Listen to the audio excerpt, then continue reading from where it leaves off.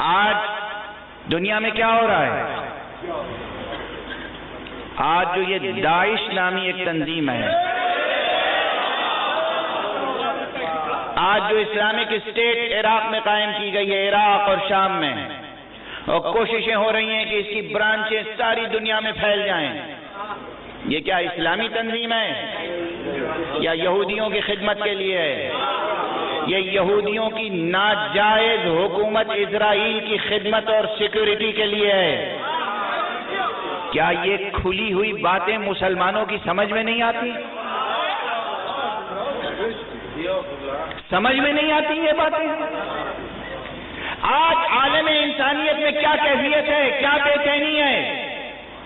لا الہ الا اللہ کا تقاضا کیا ہے؟ محمد رسول اللہ کا تقاضا کیا ہے؟ اسلام دین رحمت ہے، قرآن کتاب رحمت ہے۔ آپ دوسری تمام کتابوں سے موازنہ کر کے دیکھ لیں، انجیل اٹھائیں، توریت اٹھائیں، صحف انبیاء اٹھائیں جو آج موجود ہیں، ان کی امتوں نے ان میں تحریفیں کی، آج اٹھائیں اور دیکھیں آغاز انجیل شروع کہاں سے ہوتی ہے، توریت شروع کن جملوں سے ہوتی ہے، اور ایسا معلوم ہوتا ہے کہ جیسے کسی شخص نے ڈائری لکھی ہے اپنی، اور آغاز میں اللہ کا نام ہی نہیں ہے۔ اور قرآن کا آغاز دیکھیے، بسم اللہ الرحمن الرحیم، آغاز ہے اس اللہ، اس معبود برحق کے نام سے جو رحمان ہے اور رحیم ہے۔ کیا جمال ہے، کیا جلال ہے، کیا دلاویزی ہے، کیا رحمت کا اظہار ہے، کیا رافت حق کا اظہار ہے، اور کس قدر جذاب ہے یہ ایک ہی آیت۔ اور پھر یہ ایک مرتبہ آیت نہیں آئی، بلکہ اس قرآن میں جس میں 114 سورے ہیں، 114 مرتبہ یہ آیت آئی ہے۔ 114 سورے ہیں اور 114 مرتبہ یہ آیت آئی ہے۔ اگر سورہ برات کے شروع میں نہیں ہے تو سورہ نمل کے وسط میں ہے۔ توجہ فرمایا آپ نے؟ قرآن مجید میں 114 مرتبہ بسم اللہ الرحمن الرحیم ہے، اور پھر اسی سورہ انعام میں جس کی آیت میں پڑھ رہا ہوں مسلسل، اسی سورہ انعام میں پروردگار عالم نے قیامت کی، آخرت کی، معاد کی ایک دلیل اپنی رحمت کو قرار دیا ہے۔ کتب علی نفسہ الرحمہ، اس معبود برحق نے اپنی ذات پر رحمت کو واجب قرار دے دیا ہے۔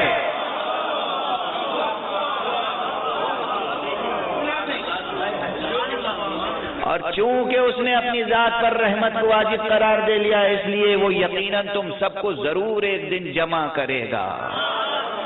یعنی دلیل معاد، جہاں اور دلیلیں ہیں، دلیل معاد بہت ہے، آخرت کی دلیلیں، قیامت کی دلیلیں بہت ہیں، علم کلام کی کتابوں میں، تفسیر میں موجود ہیں، لیکن ایک دلیل رحمت ہے، دلیل رحمت۔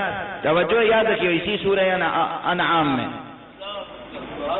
وہ پروردگار جو رب العالمین ہے، جس نے رسول بھیجا تو رحمت للعالمین، جس نے کتاب بھیجی وہ کتاب رحمت، جس رسول نے سننا جوانوں، صحافیوں، میڈیا کے لوگ سنیں اور نوٹ کریں اور کوٹ کریں،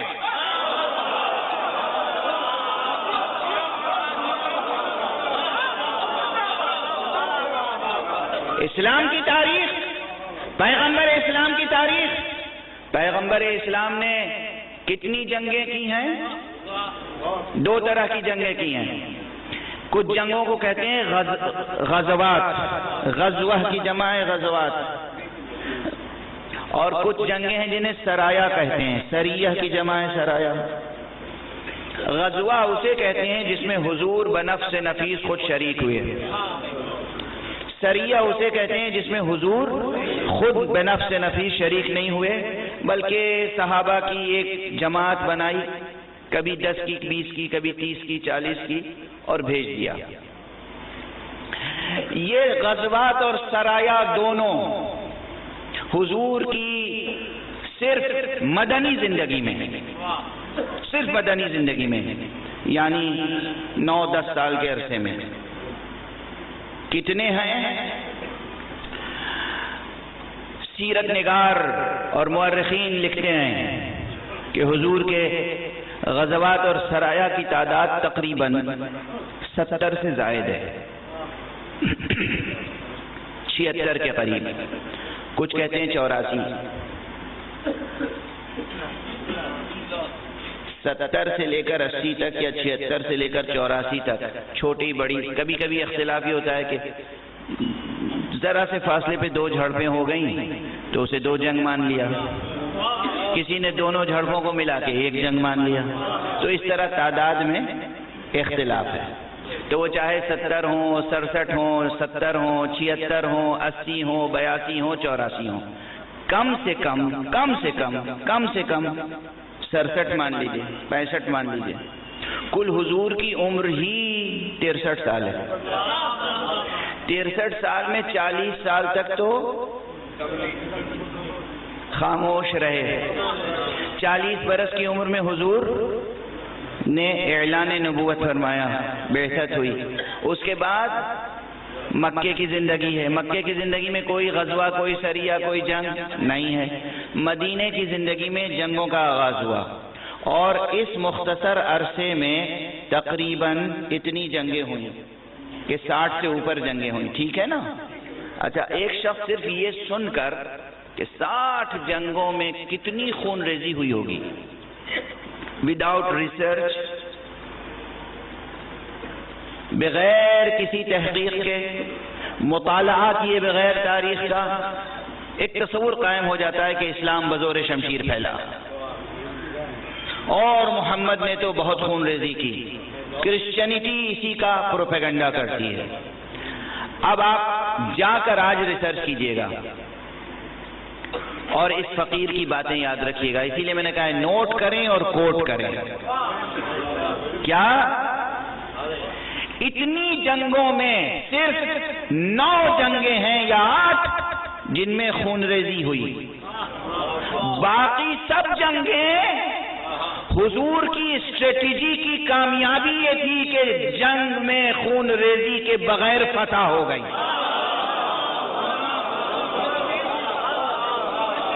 توجہ ہے؟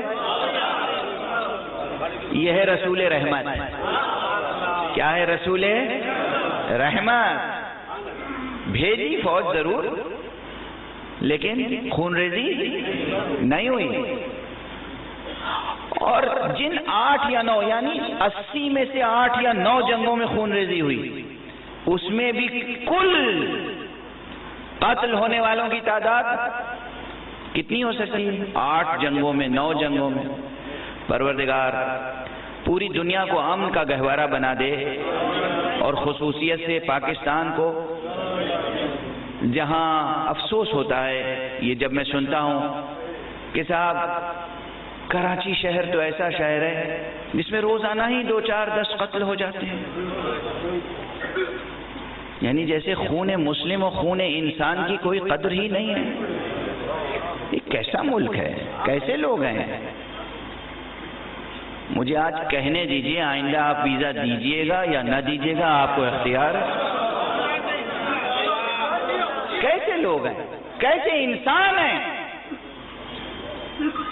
کیسے انسان ہیں، کیسے مسلمان ہیں، کیسے کلمہ گو ہیں۔ خون انسان کی کوئی ارزش نہیں ہے، خون مسلم کی کوئی ارزش نہیں ہے۔ جبکہ حضور کے سامنے ایک شخص آیا جس نے ایک شخص کو قتل کر دیا تھا، تو حضور نے فرمایا ویحک ویلک ہدمت بنیان اللہ، وائے ہو تجھ پر، تو نے وہ عمارت ڈھائی ہے جو اللہ نے بنائی تھی۔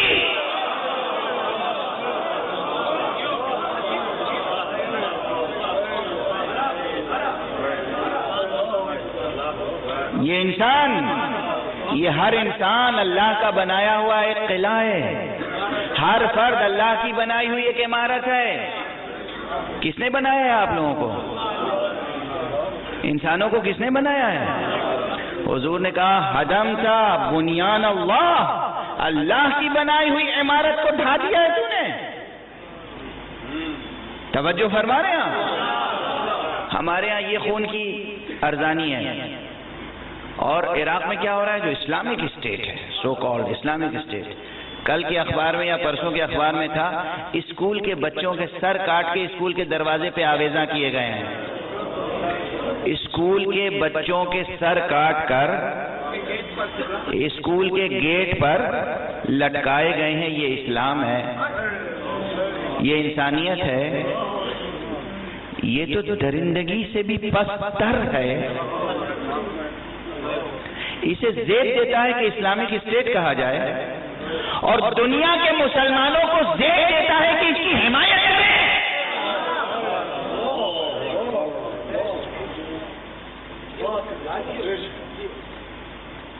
یہ کلمہ لا الہ الا اللہ سے وفاداری ہے، یہ کلمہ محمد رسول اللہ سے وفاداری ہے۔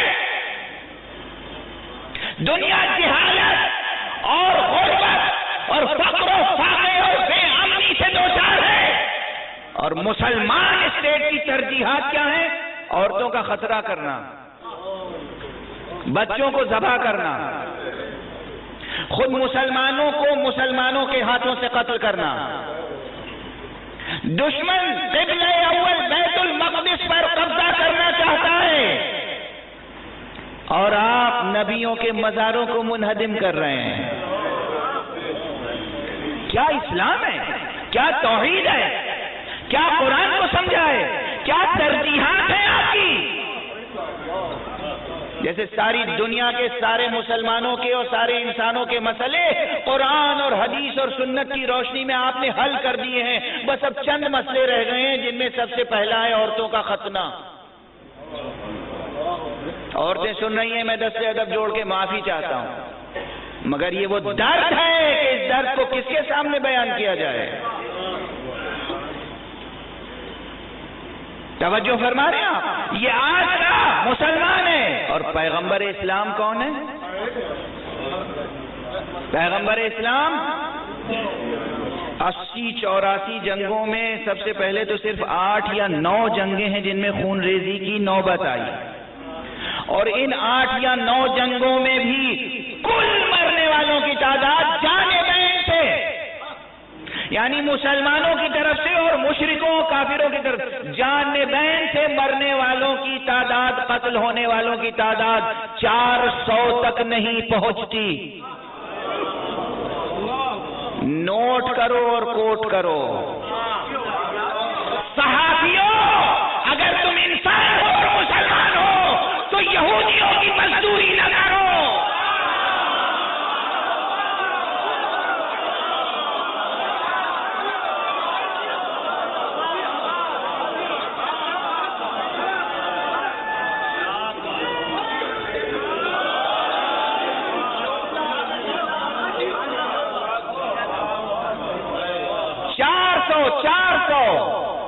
چوراسی جنگوں میں مرنے والوں کی تعداد جانبین سے، یعنی مسلمان شہداء اور غیر مسلم مقتولین سب ملا کر 400 تک نہیں پہنچتی، یہ حقیقی تعداد ہے۔ اور فرض کیجئے کہ ان مبالغہ آمیز روایتوں کو بھی مان لیا جائے جو بعض مورخین نے بغیر تحقیق کے لکھی ہیں، جن میں بعض جعلی یہودی روایتیں بھی شامل ہیں، جس میں حضور پر یہ الزام ہے کہ حضور نے تو ایک ہی مرتبہ بے سہارا نہت تھے، بے اسلحہ 600 یا 800 یہودیوں کو تہ دیخ کر دیا تھا۔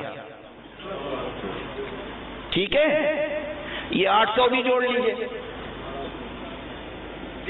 میں بڑی فراغ دلی سے کہہ رہا ہوں، جتنی جعلی جھوٹی مبالغہ آمیز روایتیں ہیں وہ سب ملا کر بھی 1500 سے تجاوز نہیں ہوتا۔ کتنا؟ 1500۔ 84 جنگوں میں زیادہ سے زیادہ 1500۔ یہ ہے رسول اسلام کی تاریخ۔ سمجھ لو اسلام کیا ہے. بیٹا معاف کرنا، آپ کا سوال مجھے یاد ہے، مگر جس رخ پہ گفتگو جا رہی ہے اسے بڑھنے دو. یہ ہے اسلام کی تاریخ. اور سنیں گے آپ؟ ابھی یہ جناب ابو بکر البغدادی صاحب، ان کی خلافت میں جنہیں امیر المومنین کا لقب دیا جا رہا ہے، خلیفۃ المسلمین کہا جا رہا ہے، ان کی خلافت میں کیا ہو رہا ہے؟ مسلمانوں کو ذبح کیا جا رہا ہے اور مسلمانوں کے لاشیں ان کے ورثہ کو کافی بھاری قیمت لے کر واپس کی جا رہی ہے. یہ سب کھلی ہوئی باتیں ہیں، تمام اخبارات میں ہے نا. رسول رحمت کا واقعہ سن لو. جنگ خندق،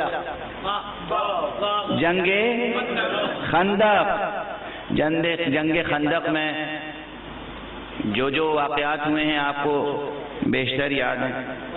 جنگ خندق میں عامر ابن عبد ود کے ساتھ ایک شخص نے اور چاہا کہ وہ خندق پار کر کے ادھر آ جائے مسلمانوں کی طرف.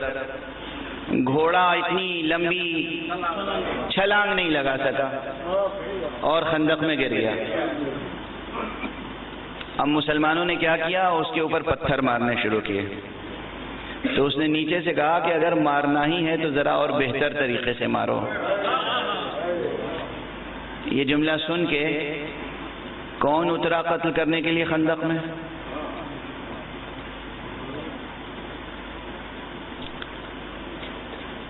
وہی ایک جس کی تلوار کا کرب آج تک لوگوں کے دلوں میں ہے.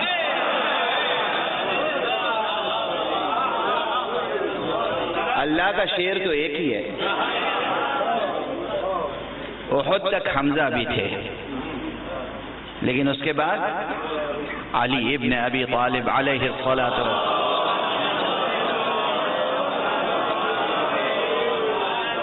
خندق میں اترے، اس کو قتل کیا اور آگے باہر. اب اس کی لاش کو کافروں نے مانگنا چاہا اور مانگنے کا طریقہ یہ رکھا کہ ایک رقم مقرر کی اور کہا یہ مسلمان لے لیں اور یہ لاش ہمیں دے دیں. معلوم ہے پیغمبر نے کیا کہا؟ پیغمبر رحمت کا اس کافر کے نہ مردہ بدن میں خیر ہے نہ اس کی قیمت میں خیر. یا قیمت بھی لے جاؤ لاشا بھی لے جاؤ. یہ ہے مصطفیٰ کا کردار کافروں کے ساتھ، اور یہ ہے ابو بکر بغدادی کا کردار مسلمانوں کے ساتھ. کیا ایسے شخص کو خلیفہ کہا جا سکتا ہے؟ مسلمانوں خلافت کو اتنا ذلیل کر دیا کہ ابو بکر بغدادی تک پہنچ گئی.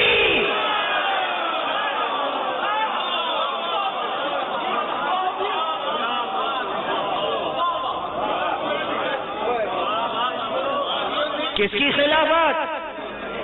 رسول رحمت، رحمت للعالمین، صاحب خلق عظیم، جس کے دل پر قرآن جیسی کتاب رحمت نازل ہوئی. اس کا خلیفہ ایسا ہی شخص ہونا چاہیے، ایسا ہی شخص ہونا چاہیے. ایسے شخص کی بیعت ہو سکتی ہے؟ جو یزید کی بیعت کر لیں وہ کسی کے ہاتھ پہ بھی بیعت کر سکتے ہیں.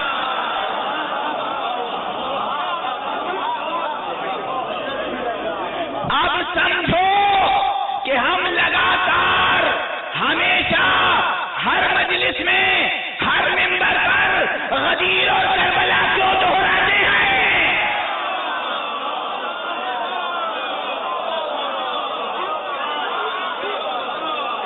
تاکہ عالم بشریت کو اور بطور خاص عالم اسلام کو یہ علم رہے، یہ اندازہ رہے کہ رسول کا جانشین کیسا ہونا چاہیے.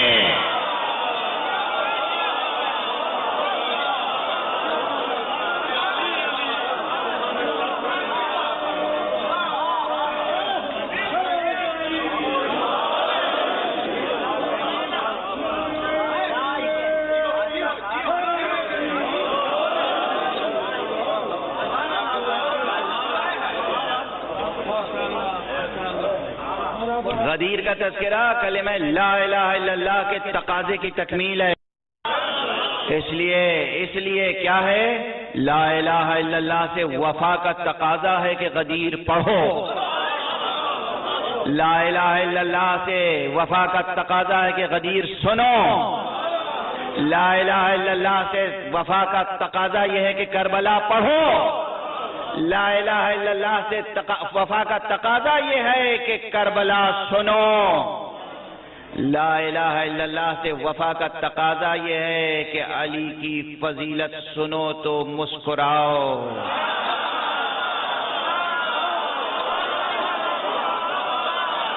لا الہ الا اللہ سے وفا کا تقاضا یہ ہے کہ نام حسین آ جائے تو تڑپ جاؤ. لا الہ الا اللہ سے وفا کا تقاضا یہ ہے کہ نام یزید آئے تو نفرین کرو.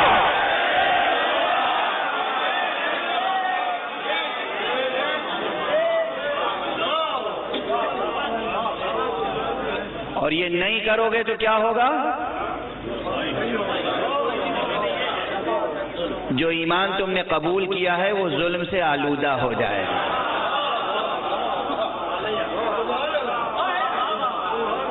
اس کا نتیجہ کیا ہوگا؟ ڈیوائن سیکیورٹی سے محروم ہو جاؤ.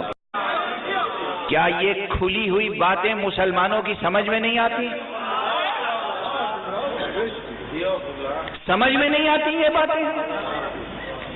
آج عالم انسانیت میں کیا کیفیت ہے، کیا بے چینی ہے؟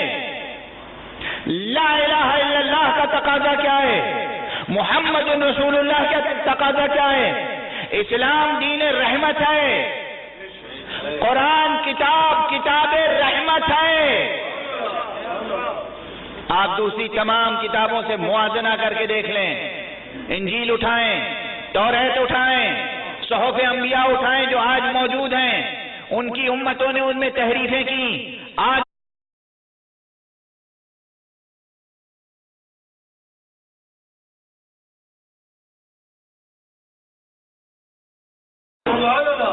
آج دنیا میں کیا ہو رہا ہے؟ آج جو یہ داعش نامی ایک تنظیم ہے، آج جو اسلامک اسٹیٹ عراق میں قائم کی گئی ہے، عراق اور شام میں، اور کوششیں ہو رہی ہیں کہ اس کی برانچیں ساری دنیا میں پھیل جائیں. یہ کیا اسلامی تنظیم ہے یا یہودیوں کی خدمت کے لیے ہے؟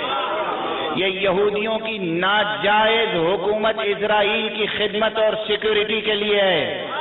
کیا رحمت کا اظہار ہے، کیا رافت حق کا اظہار ہے، اور کس قدر جذاب ہے یہ ایک ہی آیت. اور پھر یہ ایک مرتبہ آیت نہیں آئی، بلکہ اس قرآن میں جس میں 114 سورے ہیں، 114 مرتبہ یہ آیت آئی ہے. 114 سورے ہیں اور 114 مرتبہ یہ آیت آئی ہے. اگر سورہ برات کے شروع میں نہیں ہے تو سورہ نمل کے وقت میں ہے. توجہ فرمایا آپ نے؟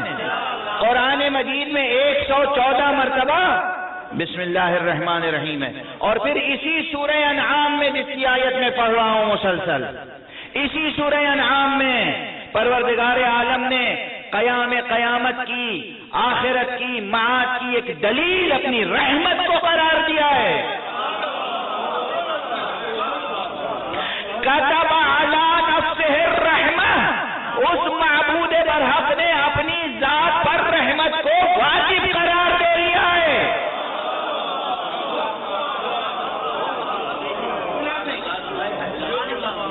اور چونکہ اس نے اپنی ذات پر رحمت کو واجب قرار دے لیا، اس لیے وہ یقیناً تم سب کو ضرور ایک دن جمع کرے گا. یعنی دلیل معاد اٹھائیں اور دیکھیں. آغاز شروع، انجیل شروع کہاں سے ہوتی ہے، توریت شروع کن جملوں سے ہوتی ہے. اور ایسا معلوم ہوتا ہے کہ جیسے کسی شخص نے ڈائری لکھی ہے اپنی، اور آغاز میں اللہ کا نام ہی نہیں ہے. اور قرآن کا آغاز دیکھیے، بسم اللہ الرحمن الرحیم. آغاز ہے اس اللہ، اس معبود برحق کے نام سے جو رحمان ہے اور رحیم ہے۔ کیا جمال ہے، کیا جلال ہے، کیا دلاویزی ہے۔